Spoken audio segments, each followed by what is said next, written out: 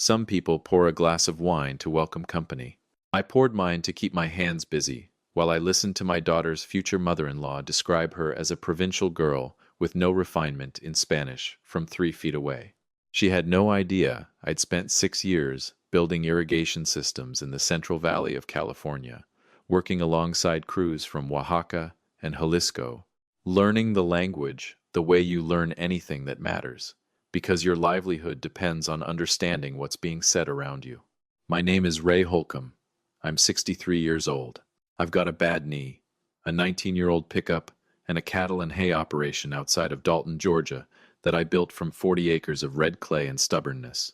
I am not, by any measure, the kind of man people worry about impressing. That turns out to be an advantage. Welcome, friends. Pull up a chair. This one's going to take a while, but I promise you, it's worth the wait. Hit that like button and let me know in the comments where you're watching from. Now let me take you back to the night it started. My daughter's name is Claire. She's 31. She has her mother's patience and her grandfather's temper, though she works hard to keep that last part under wraps. 4 years ago, she moved to Atlanta for a project management position with a construction logistics firm. Smart, capable, independent. I was proud in the way that quietly breaks you open a little, watching your kid build a life that doesn't need you in it the way it used to. She met Marco at a rooftop event in Midtown. He was charming, I'll give him that, with the kind of easy confidence that fills a room before you've even figured out whether there's any substance underneath it. He's 35. His family, the Reyes Villanueva family, runs an import business headquartered in Mexico City with offices in Miami and Dallas. Third generation. Old money, or what passes for it in certain circles. When Claire called me to say she was bringing Marco home for the first time, she was careful with her words in the way she only is when she's nervous. Dad. His family is. They're very traditional, very proud. Just be yourself, but maybe the quieter version. I told her I'd wear my second best boots. She didn't laugh the way she usually would. That was the first thing I noticed. Marco came alone that first visit. Polite enough, firm handshake, called me sir, twice. He walked the property with me without complaining about the heat, which I respected. Asked decent questions about the hay operation. I didn't dislike him. Then he asked, offhand, near the fence line by the east pasture, whether I'd ever considered selling any of the back acreage. Land like this appreciates, he said with a careful smile. My family has some experience with agricultural investment. Just something to keep in mind. I said I'd keep it in mind. I did keep it in mind. Filed it away like a receipt you don't know yet whether you'll need. The engagement happened 8 months later. Claire called me from Atlanta. Voice lit up the way it hasn't been since she was small, and Christmas was still something that happened to you rather than something you manage. I told her I was happy. I meant it. I also thought, briefly, about a fence line and a carefully placed question. The Reyes Villanueva family flew in from Mexico City 6 weeks before the wedding. Elena, Marco's mother, Rodrigo, his father, and Aunt Pilar, who had been described to me as the family matriarch in spirit, if not technically. They were staying at a hotel in Chattanooga, 40 minutes out, but Claire arranged a welcome dinner at my house the Friday they arrived. I cooked brisket that had been going since 5 in the morning, cornbread, green beans cooked the way my mother did them, slow, with ham hock, and a peach cobbler that I will defend against any cuisine on earth. This was not a performance of hospitality. This is just what I do. Elena Reyes Villanueva arrived in a linen suit that cost more than my first horse. She looked at my kitchen the way you look at a rest stop bathroom, something to be endured. Rodrigo was courteous in the practiced, distant way of a man who has spent decades being polite to people he does not consider equals. Pilar didn't bother with courtesy. She went straight to examining the living room, picking up picture frames, setting them back down with the small, careful movements of someone doing a quiet appraisal. Marco watched all of this and said nothing. Claire moved around the kitchen helping me plate things, her smile working hard in the way it does when she's holding something in. I caught her eye once. She looked away first. We sat down to dinner. I opened a bottle of wine, a good one, from a vineyard outside of Ellijay, and poured glasses around the table. Rodrigo swirled his, looked at the label, and set it down without drinking. We prefer something with more structure, Elena said pleasantly. But this is very rustic, charmingly rustic. I told her I was glad she found it charming. Then Marco said, easily, warmly, Dad, this brisket is incredible. And he meant it, I could tell. That's the part that made everything harder. Later, the warmth wasn't entirely a performance. That's a cruelty of its own kind. 40 minutes into the meal, Rodrigo leaned toward Elena and said something low in Spanish, his eyes moving around the dining room, taking inventory. Elena answered him the same way, quiet, comfortable, the code switch of two people who believe they are completely alone in their own language. I kept my eyes on my plate. I kept my face the way I keep it during a bad storm when you're out checking cattle neutral. Focused. Useful. Rodrigo said, with the air of a man reading from a real estate listing he was not impressed by, that the property was smaller than he'd expected from what Marco had described. Elena agreed. She noted that the house was of a certain era, the way you'd describe something you'd never choose to live in. Pilar, who had been quiet through most of dinner, said in Spanish that she didn't understand what the attraction was. A farmer, she said, with a small, precise laugh. Claire could have done better for herself. I took a slow sip of wine. Then Elena said something that landed differently than the rest. She said, in Spanish, glancing toward the hallway where Claire had stepped out to grab something from the kitchen. She's a sweet girl, but she doesn't have the kind of background that fits with what we're building. This is going to require management. Rodrigo made a small sound of agreement. Marco understands, Pilar said. He knows what the priority is. I looked up just long enough to make sure none of them were watching me. None of them were. Marco was refilling his water glass, his face composed, unreadable. He understood. He knew what the priority was. I turned that sentence over in my mind, like a stone you pick up on a riverbed, because the weight of it is wrong. I did not say a word. Not that night. Claire came back from the kitchen with a dish of butter, and I watched her light up when Marco pulled her chair out for her. She kissed his cheek and said something to him quietly. He smiled at her like the sun rising. I watched him do it and I thought, either that's real or he is very, very good. By the time they left, I decided I was going to need to find out which one it was. The next morning, I made a call I hadn't made in almost 15 years. Bobby Tran, we'd worked the same infrastructure contracts in California back in the 90s. Him as a site safety supervisor, me as a crew lead. He'd gone into private investigations and business risk consulting in the years since, working mostly corporate clients in Atlanta and Birmingham. I didn't know if he still did the kind of work I was thinking about. He picked up on the second ring. Holcomb, how's the back 40? Still standing, I said. Bobby, I need a favor. I need to know everything there is to know about a family called Reyes Villanueva. Import business. Mexico City. And I need you to start with a man named Rodrigo. There was a pause. Then Bobby said, in the flat, careful voice he uses when something's already concerning him, how fast do you need this? 5 weeks, I said. Before a wedding. He didn't ask whose wedding. He just said, I'll call you. I want to tell you something about those next 3 weeks, friends. If you've ever known something was wrong, but not yet exactly what, and you've had to go on smiling and passing the cornbread while your gut tells you to start asking questions, then you know what that stretch felt like. Elena and Pilar came to the house 3 more times. I learned that if I stayed quiet and moved slowly and kept refilling Elena's coffee, she'd relax into Spanish without even noticing the switch. I learned that Rodrigo had opinions about American agricultural land that he had clearly researched. I learned that Pilar referred to my back acreage, 240 acres of cleared pasture land that I had spent 20 years paying off as the asset. Not my land, not the farm, the asset. I kept cutting my brisket. I kept nodding at Rodrigo's observations about the weather. I kept pouring Elena's coffee. And every evening, after they left, I sat at my kitchen table and wrote down what I'd heard. Bobby called on a Thursday. I was out on the tractor, and I pulled it over to the edge of the field to take the call. Ray, he said, this one's bad.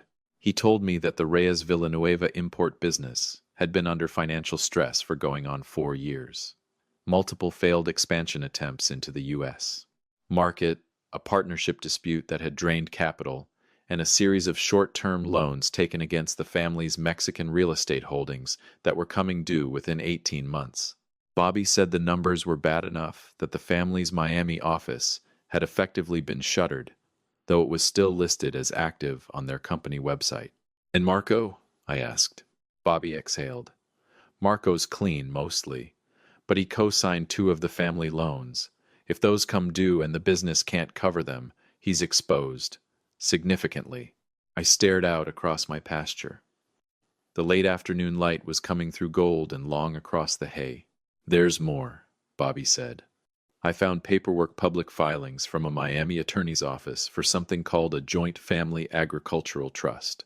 It names a U.S.-based land holding as the collateral structure. The trust documents are still in draft form, but Ray, the structure they've drawn up, would allow the foreign entity, the family business, to access U.S. land as loan collateral without a typical disclosure requirement." I gripped the phone tighter. "They need American soil," Bobby said. "Specifically, they need a land-rich asset that can be quietly pledged against their existing debt. If your daughter marries Marco and you welcome them into any kind of joint trust, my land pays off their loans," I said. "Without you ever seeing a statement," Bobby said. I sat with that for a long time after we hung up. The tractor idled next to me. The cows, at the far end of the east pasture, moved in their slow, unbothered way along the fence line. My daughter's engagement was a business transaction, and she had no idea she was the product being sold. I drove back to the barn slow, parked, sat in the truck for a while. Then I called my attorney, a woman named Diane Marsh, who has handled every land contract, every equipment dispute, every property matter I've dealt with for going on 16 years. It was 7 in the evening. She answered. "Diane," I said, "I've got something I need you to look at tonight if you can. Something involving a trust structure I've been asked to consider." She could tell from my voice what kind of conversation it was. She just said, "Send it when you have it. I'll read it tonight." I want to pause here for a second, friends, and say this. I almost didn't call her. I've been handling my own business since I was 25 years old. There's a stubbornness in that, a pride that can make you think you ought to be able to read any document put in front of you and figure it out yourself. The trap they set was counting on exactly that stubbornness. They were counting on me being too proud to ask for help and too polite to look too closely. I picked up the phone and called Diane. She called me back at 9:30 that night. She didn't waste time. "Ray, whoever drew this up knew what they were doing. It looks like a gift, a family trust to protect Claire and Marco long-term. What it actually does is subordinate your land to a foreign debt structure. If the underlying business defaults, and from what you've told me about the financial situation, it sounds like it very well might. There's a provision buried in Section 4 that allows the lien holders to move against U.S. land assets before you'd even be formally notified. And," she paused, "you'd wake up one morning and your land would be collateral on a loan you never agreed to take." I stood in my kitchen in the dark and looked out the window at the pasture, at the lights of my barn. "How long would it take you to build a counter document?" I asked her. "Something airtight, something public." Diane's voice shifted into the quiet, precise register she uses when she's already 2 steps ahead of me. "Tell me what you want to happen," she said, "and I'll tell you how we get there." I told her. The wedding rehearsal dinner was set for the Saturday before the ceremony. Claire had rented the event room at a restaurant she loved in downtown Dalton. Good food, long tables, exposed brick, warm lighting. About 50 people, both families, friends. My brother driving up from Macon. Claire's college roommate who had flown in from Portland. And Elena, Rodrigo, and Pilar, who arrived that evening in the absolute confidence of people who believe they have already won. I had watched them operate for 5 weeks. I knew the look. Elena had a particular way of carrying herself at events where she felt she had the advantage, a kind of expansive ease, like someone stretching out in a chair they've decided belongs to them. She had that look when she walked into the restaurant. Rodrigo shook my hand with the warm, collegial grip of a business partner, not a future family member. Pilar smiled at me, the way you smile at a closing door. 2 more hours, I thought. Enjoy the room. Diane was there seated near the back as a family friend, which is also not all she was that night. She caught my eye when I walked in and gave me a small nod. She had a folder. I had a folder. We'd gone over everything twice. I found Claire near the bar. She looked beautiful in the way she always does when she's happy, relaxed, open herself. She hugged me and said, "Dad, thank you for making the effort with them. I know it hasn't always been easy." I held on to her for an extra second. "There's nothing I wouldn't do for you," I said. "You know that." She pulled back and looked at me, and something in my face must have told her a fraction of what was coming, because she tilted her head and started to say, "Dad." "Not yet," I said. "Let me take care of something first." I saw Marco across the room. He raised his glass toward me. Warm, easy, natural. Either the man has no conscience, or a conscience so well trained, it's indistinguishable from not having one. I raised mine back. About 40 minutes in, when dinner plates were being cleared and glasses were being refilled, I picked up my fork and tapped it against the side of my water glass. The sound cut through the noise the way it does. Conversations slowed. Faces turned. "I'll keep this short," I said, standing. "Most of you know I'm not much for speeches. If there's a fence down and a cow out, that's a situation I can handle. A microphone is a different matter." That got a laugh. "Good. Keep it loose. Claire has been the best thing I've ever done," I said. And I don't mean that the way people mean it in toasts. I mean that every single thing I've built and kept and worked for in this life has been because of the person she is and the way she makes me want to be worthy of calling myself her father. End quote. I let that sit. Across the room, I could see Claire's eyes filling. Marco's hand was on hers. "I want to thank Elena and Rodrigo and Pilar for coming all this way," I said, turning toward them, raising my glass in their direction. "It's not a small thing, crossing that distance for your family. I respect it." Elena smiled graciously. Rodrigo dipped his head. Pilar looked pleased with herself. "In fact," I said, "to honor the distance they traveled, I thought it might be appropriate to say a few words in the language they're most comfortable in, since they've been speaking it freely all month, apparently under the impression that I couldn't follow along." The room shifted slightly, the way a room does when the temperature changes by 2 degrees. Nobody could say exactly why, but everyone felt it. I looked directly at Elena, and I said, in Spanish clear, fluent, unhurried, the Spanish of Central Valley foremen and Oaxacan crew leads, and 6 years of working so close to the language that it stopped being something you thought about and just became another way to know what was happening around you. I said, "I heard everything. Every word at my dinner table. Every word in my kitchen. I heard you call my daughter a management problem. I heard Pilar say she could have done better. I heard you talk about my land like it was an account you were planning to settle a debt with." Elena's smile dissolved like ice, dropped in hot water. Rodrigo had gone very still. "I heard Marco told to remember what the priority was," I said, and I watched him nod. I switched back to English. Smooth, no pause. The room was completely silent now, except for a ceiling fan turning somewhere overhead. "For the benefit of everyone else at this table," I said, "let me explain what I've spent the last 5 weeks learning." I reached for the folder beside my chair, set it open on the table. 3 weeks ago, Rodrigo suggested I consider a joint family trust, a way to protect Claire and Marco's future, a family gesture. I turned to the first page. What it actually is a mechanism to pledge my land, 240 acres. My family has worked for 2 decades as collateral against loans to the Reyes Villanueva family business. Took out over the past 4 years.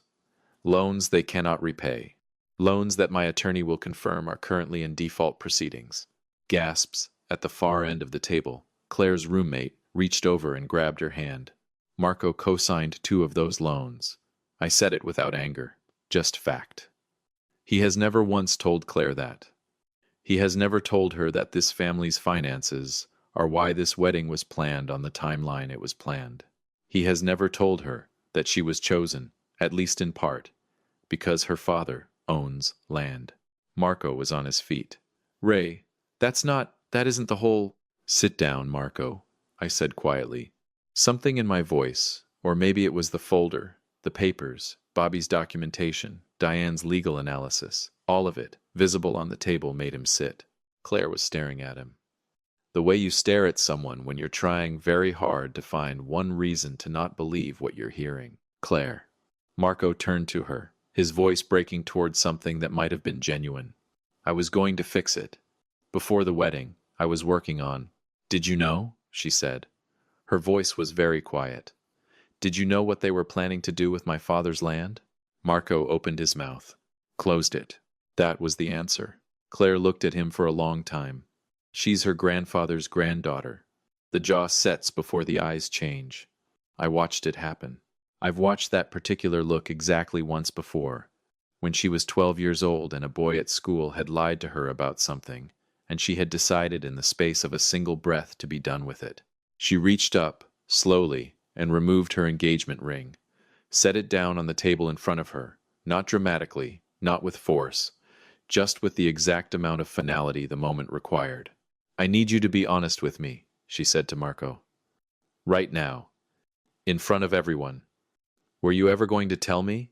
Marco looked at her, looked at his parents, looked back at her. I love you, he said. That's not what I asked, she said. The silence that followed was the loudest thing I'd heard in a long time. Claire stood up. She didn't reach for my hand. She didn't cry. She straightened her dress, picked up her glass of water, and walked around the table to where I was standing. Then she turned around to face the room beside me, her shoulder steady against mine. That's my daughter. I looked at Rodrigo. He had the look of a man whose plan has collapsed completely and who has not yet decided what posture to adopt in the aftermath. Elena's composure had returned, partial and brittle, the way a cracked window looks whole until you test it. Pilar said, in Spanish, something sharp and low, directed at me. I looked at her pleasantly and replied in Spanish. This is your one opportunity to say whatever you'd like, in any language you prefer. But you're saying it in my house, in front of my neighbors, and I understand every word. I'd choose carefully. She didn't say anything else. I reached into the folder and produced a second document, slid it across the table toward Rodrigo. That's a formal notice from my attorney, I said. The trust documents have been reviewed. They won't be signed. The draft is being preserved as evidence in the event you choose to pursue this arrangement through other means. I paused. I'd recommend against that. Rodrigo picked up the document with 2 fingers, like it might be warm. Additionally, I said, I've covered tonight's dinner. You're welcome. I've also arranged for your hotel to be notified that the rooms I agreed to upgrade as a gesture of welcome for the week have been returned to their standard rate. That adjustment is effective tomorrow morning. I picked up my glass of wine, the good bottle, the one I'd opened specifically for tonight, though not for any reason they'd imagined when I poured their glasses. I want to say genuinely that I believe some part of Marco cares about my daughter. I hope that's true. I hope he has to sit with that for a very long time. I looked at him directly, and for the first time all evening, his eyes didn't slide away. Because she is extraordinary, and what you brought into this room tonight is the opposite of what she deserves. I raised my glass slightly. Safe travels home, I said. Then I set the glass down, offered Claire my arm, and we walked out of that restaurant together, through the warm spring night, to my old truck parked at the end of the block. She didn't say anything for a while. We sat in the cab with the windows down, the night air coming in cool off the mountains. Then she said, How long did you know? Long enough, I said. Why didn't you tell me sooner? I thought about that. Because I needed to be sure, I said. And because you would have defended him before I could show you what I needed to show you. You love him. That's not a flaw. That's just who you are. She was quiet again. Then, the Spanish. You never told me. Never came up, I said. Nobody at a cattle operation in Dalton, Georgia, needs to know if I can conjugate a verb. She made a sound that was almost a laugh. Not quite yet, but almost. I started the truck. The engine caught on the first try, the way it always does when I need it to. I've got cobbler at the house, I said. Peach. Made it this morning. She wiped her eyes with the back of her hand. Yeah, she said. Okay. Let's go home. We drove out of Dalton through the spring night, the mountains dark against a sky that was just starting to go purple at the edges. And I thought about a question asked at a fence line 8 months ago about whether I'd ever considered selling the back acreage. I thought about Elena calling my daughter a management problem in my own kitchen. I thought about the word asset. Then I let all of it go, the way you let a storm go once it's past your property and moved on. Some people think a quiet man is an easy target. They mistake stillness for emptiness. They see calloused hands and a second-hand truck and a life built close to the dirt, and they decide they've already read the whole story. What they don't account for is 40 years of learning to listen, of working alongside people who didn't speak your language, and figuring out what was being said anyway, not because you were looking for trouble, but because paying attention is how you protect what matters. I pulled into my driveway. The barn light was on, the way I always leave it. Across the east pasture, you could just see the outline of the fence line against the dark. 240 acres. Every inch paid for. Still mine. Claire got out of the truck and stretched, looking up at the sky the way she used to when she was small, and everything above us was worth stopping for. Dad, she said. Yeah, thank you for listening. Always, sweetheart, I said. Every single word. If this story meant something to you, friends, I'd sure appreciate a like and a comment letting me know where you're watching from. Subscribe if you want to stick around. I'll see you in the next one.